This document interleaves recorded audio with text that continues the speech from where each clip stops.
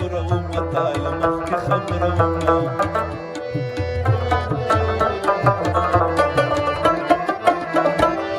مور ته د کینه پاکې غلې ویلې دلته سندرې وایه همزولو ساره برګو برګه زغرېلې دلته